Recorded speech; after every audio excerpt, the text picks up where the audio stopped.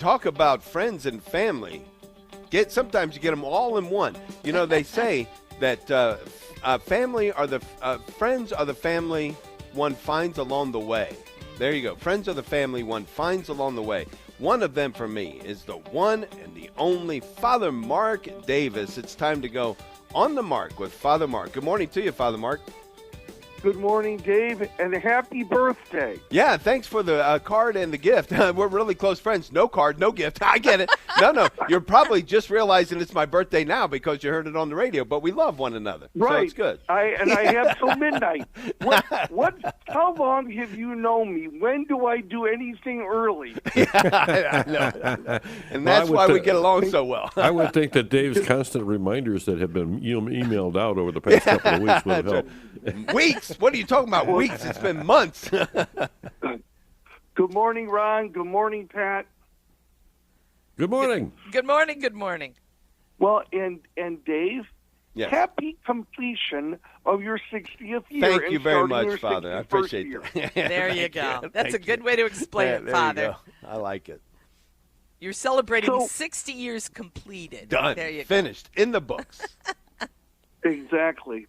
You know, speaking of time, it is crazy to think that yesterday we celebrated the 5th Sunday of Lent already. I know. I mean, this coming Sunday will be Palm Sunday, and then, of course, that means 2 weeks from yesterday is Easter. So there was a story about a guy who had gone to confession on the Saturday before Ash Wednesday, and he hadn't been to confession for a long time. And he said to the priest, "You know, Father, I'm really going to make this a good Lent. I'm planning to pray a whole bunch, and I'm going to give a really generous donation to the St. Vincent de Paul Society. I'm going to make a pledge to the annual Catholic Appeal for the first time, and I'm going to do that thing, you know, where you give up food between meals." And the priest responded, "You're going to fast?" And the man said, "Huh? You're going to fast?" I said, "Oh, I'm going to do that thing." Very funny. I've never heard that before. Me that either. I like that. Now, the Friday after Ash Wednesday, another guy took his young son to a hockey game. While they were sitting there, you know, he asked the boy what he was going to give up for Lent. You know, the boy replied, "Man, I know we're a couple of days in, Dad, but I still don't know. What are you going to give up?" And his father said, "Well, I thought about it, and I decided to give up liquor." And later in the game, you know, at this particular hockey stadium, there was a guy selling beer, you know, walking through the aisles, and the man ordered a beer from him. And his son objected. He said, "Hey, Dad, I thought you were going to give up liquor." And his dad said, "Hard liquor, son, you know, like whiskey, you know, or scotch, bourbon, stuff like that. I'm giving up hard liquor. This is just a beer." And the boy nodded and said, "Oh, well then in that case, I'm just going to give up hard candy." Oh, yeah. Why didn't I think of that? Yeah, man, that's a good one. So it's interesting, you know, I think not only in jokes, but in reality, especially for so many of us who were raised Catholic, that the practices that we do for Lent are often looked at, without even thinking about it, as just things to do to get around it.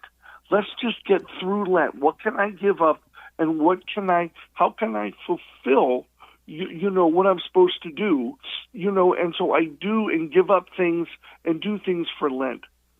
But I'm not always sure, and maybe more nowadays than years ago, I'm not always sure that we always understand what the purpose of Lenten practices is.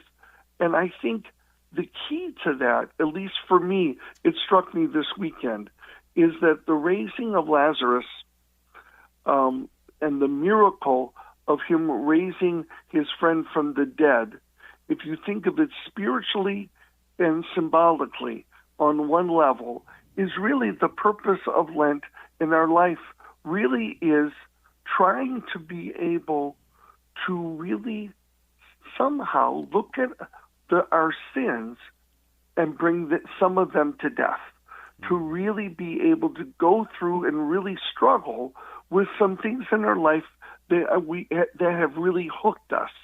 There are certain things in everyone's life. We are always trying to survive, and there's habits and things deep in us that sometimes we don't even recognize that hook us. And I think it's really important in our practices for Lent, and even here in the fifth week, to be able to recommit ourselves to what we're giving up or doing for Lent, because if we're going deep enough, it should help us to bring to death, we hope, or really face some of the deep things that if we could let go of and unhook ourselves from, could really change our lives and really change our relationship with God. And see, I think at this point, there may be some of us that say, boy, I have not done very well in my Lenten practices. And I'd say pause, and why? So if you are really trying to do less of something that's really hooked us, and I think for many of us, it's things on our phone.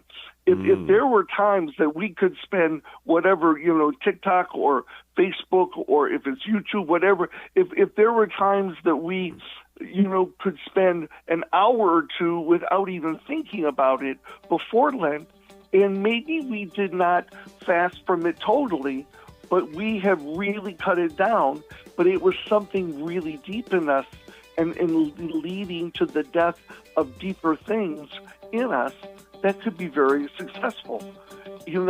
So as we continue on in Lent, let us really pray that God will help us to unhook deeper things in us and bring them to death so we can have new life at Easter. God bless you all. Thanks, Father. Nicely done. Yeah, I love Thank it. you. Yeah, I'll take that as my birthday present. Yeah, really. Yeah. Nicely done. Particularly the first Oh, no, two jokes. you get a pass for your birthday, the day of celebration, because you're completing 60 years. Yeah.